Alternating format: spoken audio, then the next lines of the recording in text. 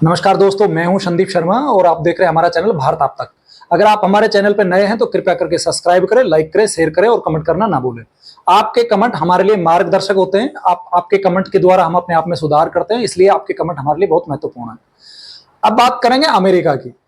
आप पूछ रहे होंगे, सोच रहे होंगे कि भाई अमेरिका की बात क्यों कर रहा है। मैं इसलिए अमेरिका की बात कर रहा हूं, मेरा मुद्दा भारत तक ही सीमित है। मैं कोई इंटरनेशनल रिलेशनशिप में कोई मेरा इंटरेस्ट नहीं है और ना मैं ज्यादा इस पे बात करता हूं। लेकिन मेरे बात का जो अमेरिका से शुरुआत करने का जो मुद्दा है वो इसलिए है कि भारत का कुछ हित जो है वो अमेरिका की तरफ झुका हुआ है और अमेरिका जो है उसकी बौखलाहट का जो नतीजा है वो आपको मैं आज बताने वाला हूं। अमेरिका ने शुक्रवार को एक नाम ओपन किया जिसमें कहा कि निज्जर की हत्या और पन्नू, गुरपत सिंह पन्नू जो है उसकी हत्या के लिए जो सुपारी दी गई थी या यूं कहूं कि कॉन्ट्रैक्ट दिया गया था, उसमें एक नाम जो CC1 के नाम से उन्होंने पहले बताया था वो CC1 विकास यादव है। आपको मैं पूरी घटना बता दूं एक छोटे सा समय लेकर के। आपका 2023 में जून में अमेरिका ने यह दावा किया था कि अमेरिका के जो नागरिक हैं, यानी कि अमेरिका और कनाडा दोनों देशों का नागरिक है गुरपत सिंह पन्नू, जो खालिस्तानी आतंकवादी भारत सरकार ने घोषित कर रखा है और वो अमेरिका और कनाडा दोनों का ही नागरिक है। और उसको मारने का कॉन्टेक्ट जैसा आरोप जस्टिन ट्रूडो ने दिया था। आप देखेंगे G20 की जो मीटिंग थी उसके बाद तुरंत जाकर के कनाडा की संसद में उन्होंने कहा कि गुरपत सिंह पन्नू जो कनाडा का नागरिक है उसको मारने के लिए भारतीय खुफिया एजेंसियों ने कॉन्ट्रैक्ट दिया है, यानी कि किसी को सुपारी दी है, अगर भारत की भाषा में बात करूं। और उन्होंने एक झूठे एलिगेशन भारत पर लगाए। भारत सरकार ने उनसे कहा कि अगर आपके पास ऐसे कोई सबूत है तो हमें दीजिए, हम जांच करेंगे। उनके पास कोई सबूत नहीं मिले। उसके बावजूद भी कुछ दिन पहले भी उन्होंने फिर एक बार जस्टिन ट्रूडो ने कहा कि हमारे पास पर्याप्त सबूत थे जो हमने भारत सरकार को दिए और गुरपत सिंह पन्नू को मारने के लिए भारतीय एजेंसियों का हाथ है। भारतीय एजेंसियों ने पूरा प्रयास किया लेकिन वो असफल हो गए। क्यों असफल हो गए? जो उन्होंने थ्योरी बताई कि विकास यादव ने निखिल यादव को कांटेक्ट दिया और निखिल यादव ने एक FBI जो है अमेरिका की एजेंसी, खुफिया एजेंसी, उनको पता नहीं था कि ये रो का जो एजेंट है और ना उनको ये पता था कि ये FBI का आदमी है। जो थ्योरी उन्होंने बताई अमेरिका ने कि FBI के एक एजेंट को उन्होंने कांटेक्ट दे दिया और FBI के जो एजेंट थे उन्होंने ये पूरा मामला गृह मंत्रालय अमेरिका की सरकार को दिया कि ऐसे ऐसे गुरपत सिंह पन्नू को मारने की साजिश भारत सरकार द्वारा या यूं कहेंगे भारत की खुफिया एजेंसियों द्वारा किया जा रहा है। ये आरोप अमेरिका ने लगाए हैं भारत सरकार पे और भारत की खुफिया एजेंसी रो पर। उससे पहले जस्टिन ट्रूडो भी एक राग आलाप चुके हैं। मई जून में आप देखेंगे कि अमेरिका के दौरे पर गए थे हमारे जो नेशनल सिक्योरिटी एडवाइजर जो NSA जो हैं वो गए थे और इस मामले में उनसे चर्चा हुई। उन्होंने कहा कि ऐसे कोई सबूत है तो आप हमें दीजिए, हम इस पर पूरी जांच करेंगे, जांच करने के बाद में आपको सारी चीजें बताएंगे। ये दिन फिर निकल कर आ गया। महीने 20 दिन पहले ट्रूडो ने कहा कि हमने सबूत दिए, उसका भारत सरकार ने खंडन किया कि हमें किसी प्रकार के कोई सबूत नहीं दिए, हमें इन सबूतों से संतुष्ट नहीं है। ये एक मजबूत ठोस कोई सबूत नहीं है जो ये बता रहे हैं कि इसमें भारतीय एजेंसियों का हाथ है। उसके बाद में आप देखेंगे कि अमेरिका की जो एजेंसी है उन्होंने कहा कि जो हमने CC1 बताया है वो विकास यादव है, नाम का खुलासा उन्होंने कर दिया। विकास यादव जो है भारत में अभी गिरफ्तार उसको कर लिया गया था और उसको 4 महीने तिहाड़ में डाल दिया गया और अप्रैल में वो वापस निकल गया, यानी कि उसके खिलाफ कोई ठोस सबूत मिले नहीं। यानी कि भारत सरकार ने कहीं ना कहीं कार्रवाई तो की है और उन्होंने कहा ये हमारा ना तो आर्मी का अफसर है और ना ही हमारा कोई एजेंट है। और अमेरिका की एजेंसियों ने एक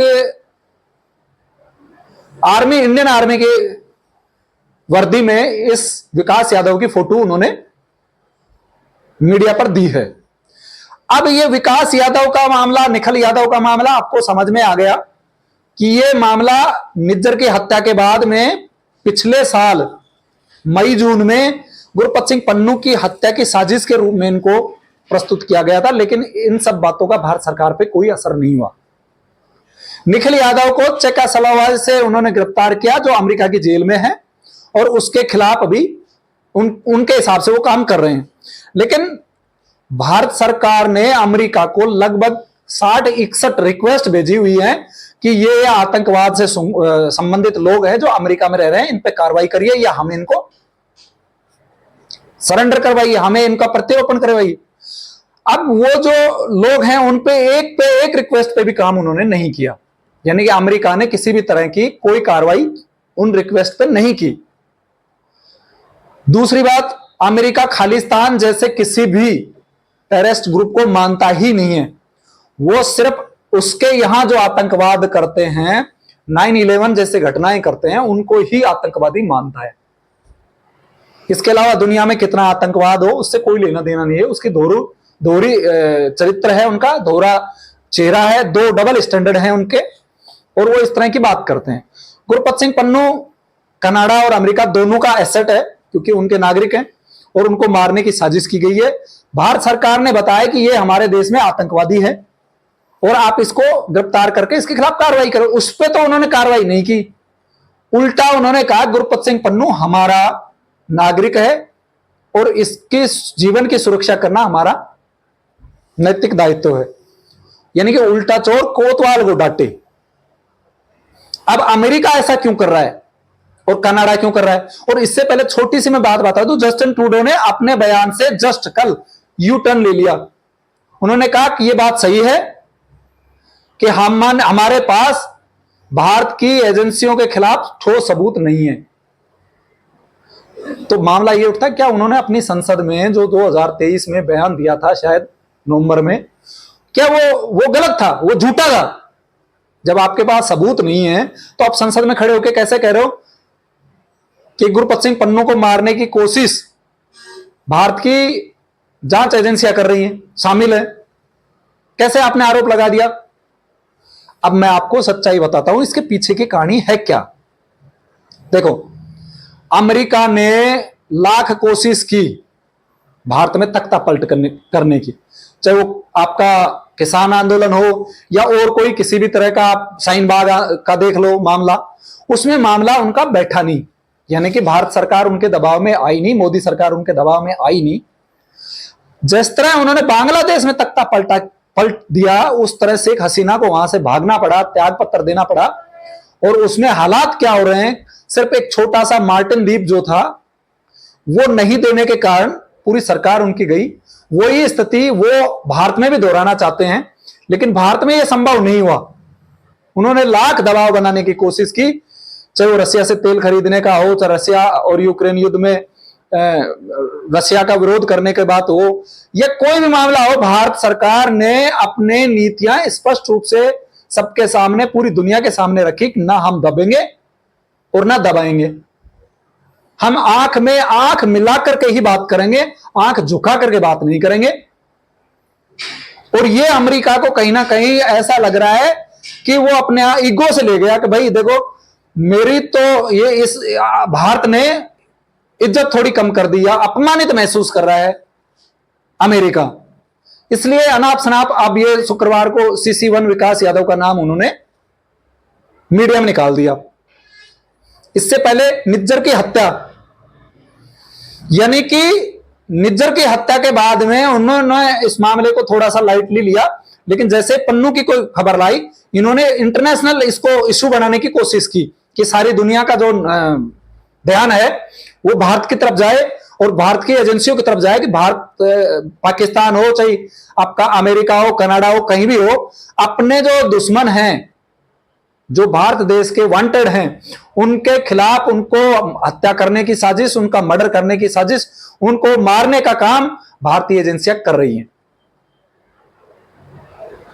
ये भारत की प्रॉब्लम नहीं है, ये अमेरिका का सिर्फ ईगो सिस्टम जो है, उनको लगा कि हमारा ये मामला सारा मान सम्मान का है और हमारा मान सम्मान तो खत्म हो गया। एक दूसरा, उसने पन्नू का बचाव किया। बांग्लादेश में शेख हसीना का तख्ता पलट करने के बाद में जो हिंदुओं के साथ हुआ, जो अत्याचार हुए वहां के लोगों के साथ, आपको मैं बता दूं, एक शब्द अमेरिका की तरफ से नहीं आया। जो मानव अधिकारों का रोना रोने वाले थे, अमेरिका ठेकेदार बन रहा था उस अमेरिका ने एक शब्द बांग्लादेश में हिंदुओं के खिलाफ जो हिंसा हो रही है, हिंदुओं के खिलाफ जो अमर्यादित आचरण हो रहा है, हिंदुओं के खिलाफ जो अत्याचार हो रहे हैं, उन पर एक शब्द नहीं बोला उसने। लेकिन भारत शेख हसीना को शरण भी दिए हुए 2 महीने से ज्यादा टाइम हो गया, शरण भी दिए हुए और उनको स्टेट गेस्ट की तरह रखा हुआ है। ये बात भी कहीं ना कहीं अमेरिका को चुभ रही है कि हमने जो तख्ता पलट किया उसके बावजूद भी भारत बांग्लादेश के साथ और शेख हसीना के साथ मजबूती से खड़ा हुआ है।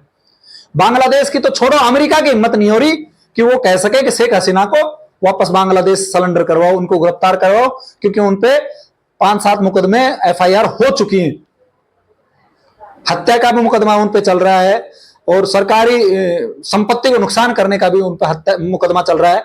लेकिन ना बांग्लादेश की हिम्मत हो रही, ना अमेरिका की। यह भारत का बढ़ता हुआ कद ही है, जिसकी वजह से ना अमेरिका कह पा रहा है और ना बांग्लादेश।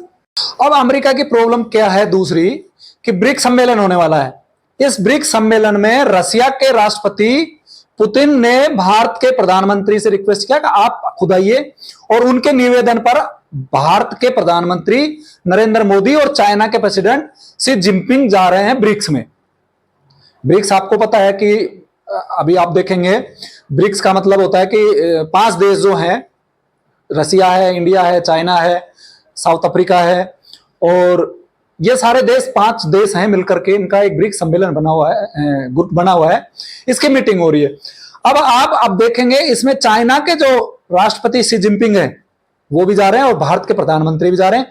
तो अमेरिका को ये टेंशन भी हो रही है कि रसिया कहीं ना कहीं भारत और चाइना में जो डिस्प्यूट्स चल रहे हैं उनको सुलह ना करवा दे, जो एक दूसरे को, क्योंकि अमेरिका चाहता है कि चाइना को सिर्फ भारत रोक सकता है और वो भारत को मजबूत करना चाह रहा है चाइना के खिलाफ, लेकिन इतना मजबूत भी नहीं करना चाह रहा कि भारत अमेरिका के खिलाफ जाकर के काम करे।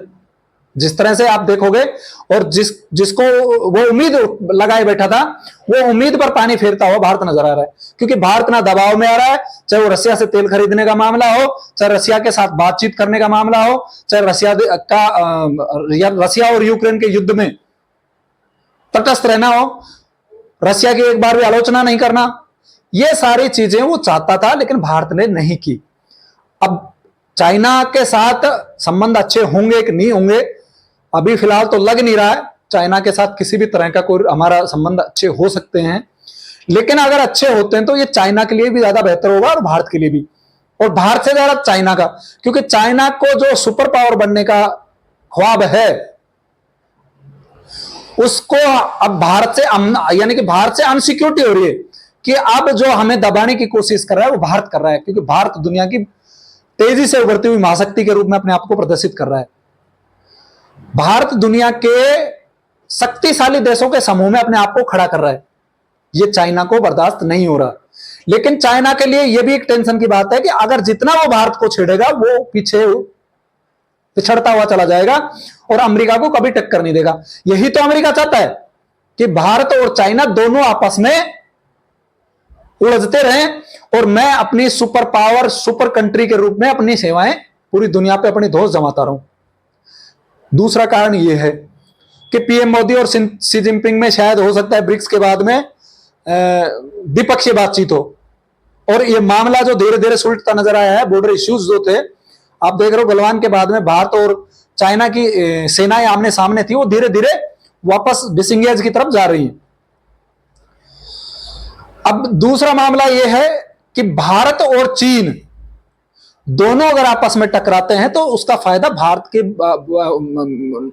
को भी नुकसान होगा और चाइना को भी नुकसान होगा, और चाइना को ज्यादा होगा क्योंकि भारत की पॉलिसी के तहत उसके मित्र इतने हैं कि चाइना पिछड़ता हुआ चला जाएगा। चाइना को कोई पसंद नहीं कर रहा है। आज भारत जिस तरह से विश्व में अपनी छवि छोड़ रहा है, चाइना पिछड़ता चला जाएगा। तो इससे अच्छा है कि मामला सुलटा लिया जाए, लेकिन जो अभी लग नहीं रहा है हमें कोई भी मामला ये सुलट पाएगा या सुलटेगा। लेकिन अमेरिका को टेंशन हो रही है कि ब्रिक्स सम्मेलन में जा रहे हैं तो वहां ये मामला ना सुलट जाए। अब तीसरा जो पॉइंट है वो है भारत और इजरायल की मजबूत होती हुई दोस्ती। आप देखोगे प्रधानमंत्री नरेंद्र मोदी और नेतन्याहू दोनों इतने अच्छी उनमें बाउंडिंग है, इतनी अच्छी दोस्ती है कि वो अपने देश के लिए अच्छे से कर रहे हैं और मोदी जी अपने देश के लिए। और अब जो पैटर्न जो आ रहा है काम करने का, जो जिस तरह से नेतन्याहू यानी इजराइल जो है अपने दुश्मनों को ढूंढ ढूंढ के मारता है, चाहे वो किसी भी देश में हो, इसी तरह उसी टर्म्स पे भारत भी अपने दुश्मनों को ढूंढ ढूंढ करके उनके अंदर घुस के घर में और मार रहा है। ये भारत और इजराइल की जो दोस्ती है वो भी कहीं ना कहीं पाकिस्तान के लिए बेड़ा गर्क करने वाली स्थिति हो रही है, क्योंकि अमेरिका में ज्यादातर जो जीडीपी का जो योगदान है वो यहूदियों का है, तो उनको भी ये टेंशन होगी, इजराइल को भी नाराज नहीं कर सकते, और इजराइल भारत की तरफ झुका हुआ है। क्योंकि आप देखोगे जब अभी इजराइल और इसका आपका फिलिस्तीन का जो झगड़ा चल रहा है, उसमें भारत के प्रधानमंत्री ने कहा कि हम इजराइल के साथ हैं, इनके साथ आतंकवादी हमला हुआ है, हम इनके साथ खड़े हुए। तो बुरे वक्त में भारत ने इजराइल के साथ खड़ा होकर के दिखाया कि नेतन्याहू जी हम आपके साथ खड़े हुए। ये अमेरिका को नागुजार है। और जो इंडिया की पॉलिसी जो है वो कहीं ना कहीं अब कॉपी कर रही है इजराइल की, जो उनकी एजेंसी है उसी के तरह भारतीय एजेंसियां भी काम कर रही है। तो ये भी उनको डाउट कर रहा है कि कहीं ना कहीं ये जो काम हो रहा है, चाहे वो निज्जर की हत्या हो या गुरपत सिंह पन्नू की जो हत्या करने की साजिश हो, ये सारा मामला कहीं ना कहीं भारत, उनकी वर्किंग स्टाइल इजराइल की जैसी है, ये सारा मामला उसी स्टाइल में हो रहा है। तो कहने का मतलब ये सारे पॉइंट हैं जो भारत को बदनाम करने की कोशिश कर रहे हैं। क्यों कर रहे हैं ये भी हमने आपको बताया। अमेरिका खालिस्तानियों को आतंकवादी मानता भी नहीं है, लेकिन सबसे अच्छी बात है कि नरेंद्र मोदी बिल्कुल अपनी पॉलिसी पे शांति से, और मैं ये कहूंगा धैर्यपूर्वक अपनी पॉलिसियों को आगे बढ़ा रहे हैं। जो देश हित में है वो काम कर रहे हैं, और आने वाले समय में आपको इसका रिजल्ट्स आपको पता चलेगा। भारत देश के लिए मजबूत एक नेता के रूप में उभर रहे हैं, पूरी दुनिया नेता इनको मान चुकी है। ये भारत के लिए एक अच्छी बात है। ऐसे ही वीडियो के लिए आप जुड़े रहे हमारे चैनल से। जब तक के लिए नमस्कार।